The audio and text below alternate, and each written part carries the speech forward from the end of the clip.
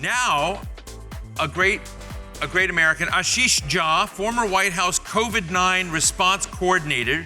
He's a senior fellow at the Belfer Center, Emerging Technology, Scientific and Global Policy Program at Harvard. And we're going to talk about before the next outbreak. Good to see you again. Thank you so much for joining us. By the way, been a number for me. They were left right up here. These may be Wills. I think they're Wills. Let's take a bet. Are they Wills or are they Thomases? I don't know. Here we go. Okay. They're now I was like, I'm happy to put them on. Yeah, come on in. That's great. Terrific. Thank you for finding them. Yes. She's thank you for doing this. We met ages and ages ago, and I've known your name forever. I knew, know Tony Fauci, know a lot of people that were involved with COVID-19. Who was the guy who was basically, I'm forgetting on his name, he went to the Rockefeller Foundation for a while that was part of the manufacturing response. What was that? Rick Bright. Rick Bright, yeah. So that crowd I used to run with a lot. Yep. They're all in different places now. Yep. Thank you. Who said Rick Bright? Yay, thank you. Give Rick Bright my regards. And I think what's interesting is, you kind of look at that moment and whatnot. And what really struck me were the simulations that people like Bill Frist and others had participated in that anticipated this. I am on record as interviewing Tony Fauci a year before and asked him to tell me what his worst nightmare in the biomedical world was. And he described COVID to a T. And then Business Insider ran a piece on how he had anticipated and seen a lot of this before. But it raises this interesting question that you can try and be very, very proactive. But ultimately, we're a crisis-driven, reactive nation. Yeah. And I just would love to understand how do we get out of that box, out of that process? Because it seems like a lot of people died who didn't need to die. We didn't respond in a way early on that made sense. We had national walls imposed on transnational supplies of resources and materials, and you were in the middle of it. Yeah, well, first of all, thanks for having me here. It's a great question. There is a line that we often use when it comes to pandemic preparedness, which is from panic to neglect. That we panic, and then as soon as it's over, we're like, what was that? Let's forget about it.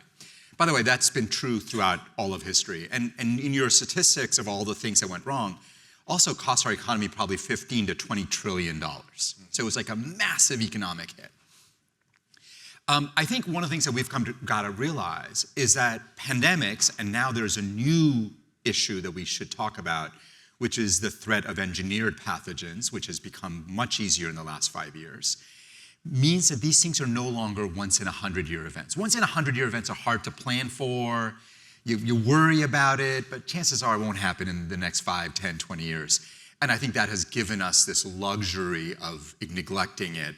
We are no longer living in that world. The risk of pandemics has gone way up because of globalization, economic development, a whole bunch of things. And then throw on the risk of engineered pathogens that is coming because of biological engineering and AI.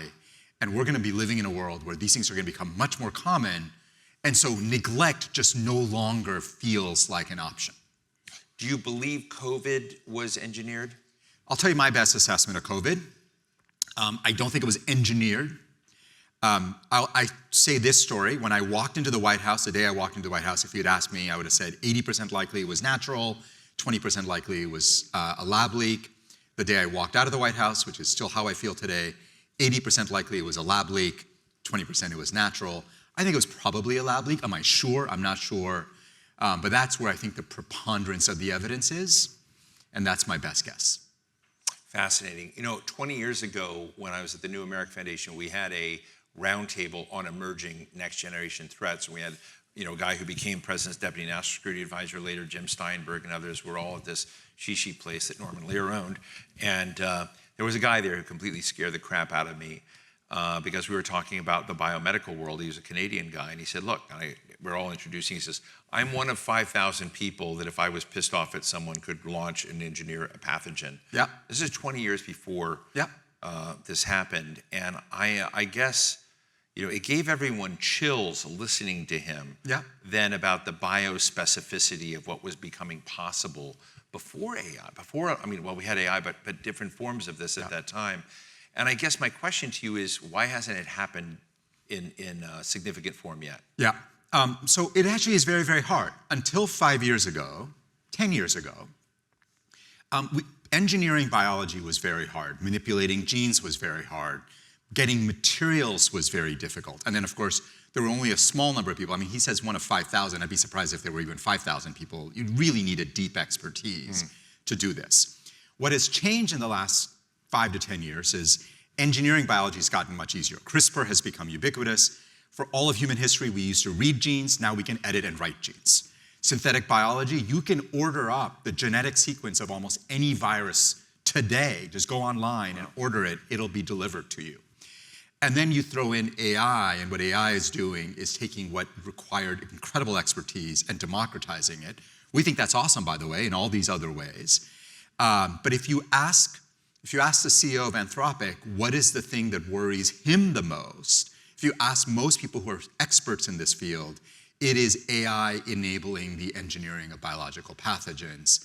My personal view, having sat in the White House, having seen the briefings, is that there are massive investments happening in this space by a lot of bad actors, and that this is coming. I know it sounds very scary. I think there's a lot we can do, by the way, so this is not meant to be a bad I want to ask you about that in a second, but I mean, finish your thought and then I ask. Well, I think the chances that we're going to see the use of an engineered pathogen against a human population in the next 5 to 10 years is close to certain.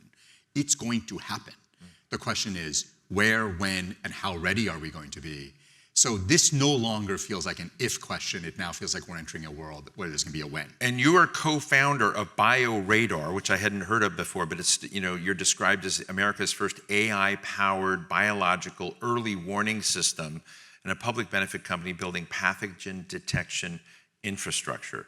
So I'd love to hear what that is. And I want to ask you 2 parts of it. One is, there's a part of it, and however you have bio warning out there on the health front and throughout the health system.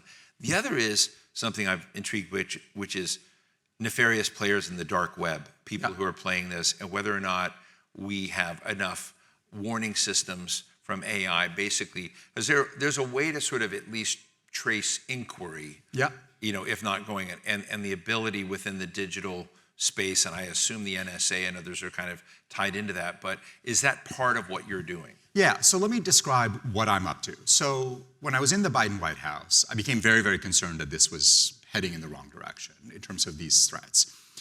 We worked quite diligently inside the White House to sort of make a plan for how would we detect these things if they were to be used against us. How do we get an early warning? How do we get an early jump on responding to this? Because early detection is actually an important part of deterrence. You want to be able to tell people, if you use this, we'll find it early, we'll know who it was. It deters people from doing it. It's not a perfect deterrence, but it's helpful.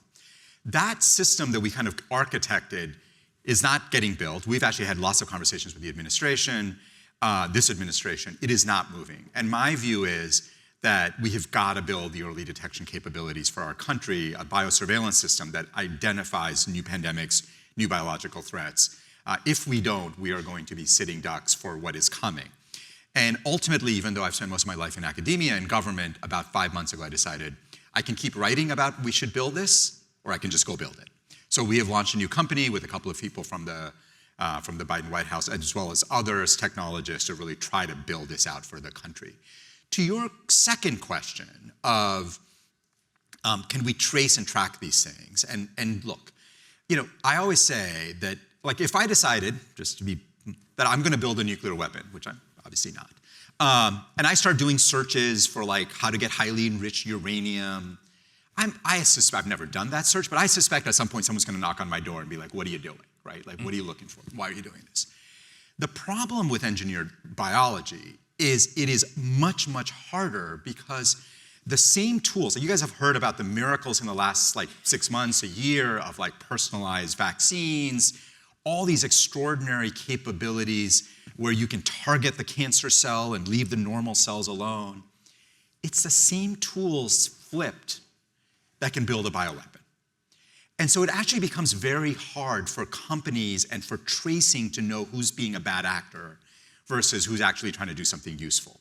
And that's just within the United States. And both Anthropic and OpenAI have talked about putting in guardrails.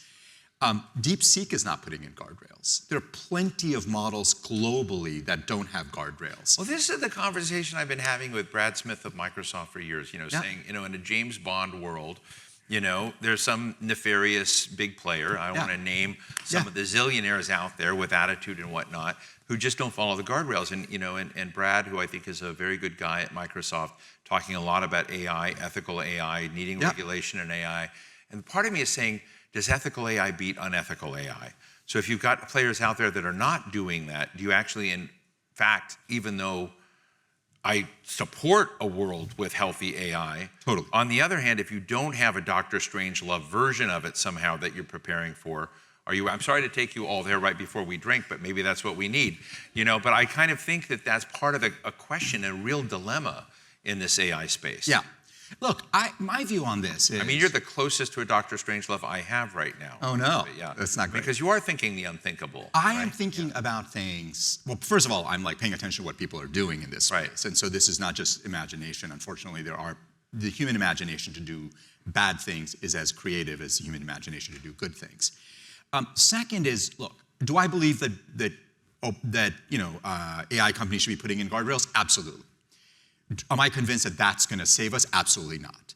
And my view on the ethical AI stuff is, yes, we should have that, and we should have companies really pushing that. But if that's our entire strategy for keeping America and the world safe, hoping for ethical AI, that is a bad strategy. Yeah. Like, we should do that, but we should assume it's going to be fallible, and we should have a backup plan, and the backup plan has got to be early detection, effective response, good attribution, so if you did it, we'll know who did it. And look, I think there are plenty of actors who, if they think they're going to get caught, won't do it. Unfortunately, there are nihilistic actors who, if they think they can do it, even if they get caught, they don't care. That's a real problem. And then there has just been this massive proliferation of high security labs around the world. And I continue to worry a lot about, even if somebody's tinkering with these things and don't actually intend to release it, they're working in a lab without great security protocols, and it gets out. So the risk here is real. And again, I'm not trying to ruin everybody's day by telling you guys this. My view is, that's real, so it's reality. We should face reality. And then we should get to the work of doing something about it. And the good news is all the tools that are creating the risks are the same tools that get us out of this mess. So you're at the Belfer Center as well, in the many different hybrid roles you have right now, and that's at Harvard. And part of the question is what kind of global diplomatic infrastructure we need to win. How do you get trust among even allies in a space like this? Yeah. When we saw in COVID, when you were there at COVID, everybody kind of screwed each other over. Yeah. So I mean, honestly, Yeah. Germany, whatever. All these, lovey-dovey relationships, unconditional love, alliances came undone during COVID, right? Yeah. So, that kind of medical health emergency nationalism took over. Yeah. How do you get through that to get the commons you need in this space? Well, look, it's a great question. I often, people my friends in WHO and other places are like, we need more global solidarity and not nationalism. I'm like, I love you're a realist. You're like you're a Nixonian. Tell the Biden team, you're like a Nixonian realist of biomedical disaster. Yeah, look, let me put it this way. If there is a biomedical disaster in the world, and we have 300 million doses of a vaccine that will save lives, how many people in this room would be like, you know what? Give it to others. We'll be fine. We'll wait our turn. No, that is not what anybody does. Everybody's like, give it to me first, give it to my family, give it to my community, give it to the rest of my country. Right. Then if we have stuff left over, let's give it to the world. By the way, that's not just American selfishness. It is the way everybody behaves. That is reality. Living in a world where you hope that people will behave differently is very nice. In my view, it's not a plan. So, but in the short run, before we get into that crisis, there is a lot we can do in this space. I actually think that we should be working very closely with China on some of this stuff. The lab security issue is a real problem. And, we worked with the Soviets on a whole bunch of things on nuclear safety, even in the height of the Cold War, where we said, we may not like each other, but we all agree that nuclear safety is very, very important in other places. I think there's a deal to be cut with the Chinese. I think there's a path here with our European allies and friends. not to eliminate this risk, but to substantially lower it so that we can just live in a world where these kinds of things happen less frequently. Weren't we already kind of involved with Wuhan to some degree in the sense that we were there? And so it's part intelligence, early warning, engagement.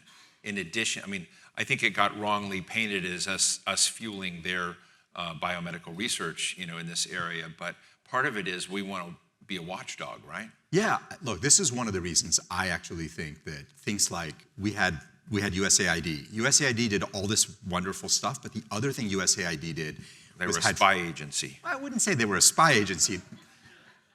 They were boots on the ground in places around the world that gave us eyes and ears into what was happening in other places. That's useful for us. We had a very robust global program at the CDC that has been substantially cut. It meant we had people in country offices. They heard about outbreaks before official releases. That's all useful information to us. And so I understand that there's a sense of like, why are we spending money on this? We're spending money on this because having eyes and ears on the ground is really, really useful to us, and it's a good thing to do. Just saying, I'm joking about my comment about spy agency. I withdraw that, just so you know. I have a lot of friends at USAID here. Look, as we get down to our last couple of minutes, and I'm about to interview online, and I hope you will stay. Can you hang out for a little bit? I can. So one of the people I'm really fascinated with is the new president of USC, Byung-Soo Kim. Yeah. We had a breakfast. Yeah, it was a breakfast in Los Angeles where we were talking about AI, game-changing technology, and the medical, and biopharmaceutical way. And he blew me away in just a few minutes. Yeah. And I just said, however I get you on, I know kids are graduating or whatever, you got to be in this program. And so we're going to boom him in here for a quick 10 minutes, but I would love you to kind of be part of that conversation. And then we have two incredible women, Jessica Balladad, she's founder and chief advocate of Feel for Your Life, which is an advocate for women and their healthcare, which would do this, and Dr. Dorothy Fink, who's Deputy Assistant Secretary for Women's Health at the U.S. Department of Health and Human Services. And we're going to finish that up, and then we're going to have a drink. So we've got a great group here. But I guess the question I have, thank you. One, thank you for being here. I think it's really, really terrific, you helping us think out of the box a little bit. But as you sort of think about the question of broader public health, AI, how to get the equities right, and I think that we've talked a lot about some really interesting biomedical advance opportunities, but you're right, they can all be flipped. Yep. I remember my last article I wrote for Semaphore, or one of them when I was at Semaphore on Davos. I go to Davos every year, I'm one of those people. And I said, hey, we ought to take all the good ideas, do-goodism of Davos and go down the road to Klosters and give it to villains to see what they'll do with the good ideas. And that was one of our best moot trafficked pieces. But I think that what you're talking about is really important, but I just love to kind of hear in the bold bet spirit that we've been talking about, in your own bold bet of thinking about this, what would you like to see come together to basically check the nightmare you're warning us about? Yeah, so when I think about what got us out of the nightmare that was COVID, because if you guys all go back to March, April, May of 2020. It was pretty scary. Lots of people were dying, and we had so much uncertainty. What got us out of it, in my view, is science and the government working with science, particularly around Operation Warp Speed, which I think was just an extraordinary success. Personally, I wish the Trump administration would celebrate it more, but that's a different point. So my kind of undying belief is that investments in scientific capability is the path out of this potential nightmare of engineered biology. That means, again, as I've said, early detection, but early detection is only part of it. We should be absolutely investing in the mRNA vaccine platform because that is going to be the fastest and easiest way for us to counter something that shows up. We should be investing in our diagnostics platforms. Like, we have an amazing biomedical infrastructure in America. We should be investing in things that are going to be absolutely necessary when this stuff occurs. Unfortunately, we've seen a pulling back of that, and I actually think that leaves us much more vulnerable. So that, to me, is the strategy out of this. And if we implement that strategy, I actually think we're going to be okay. That's great. Well, give a big round of applause to Ashish Jha, former White House COVID-19 response coordinator.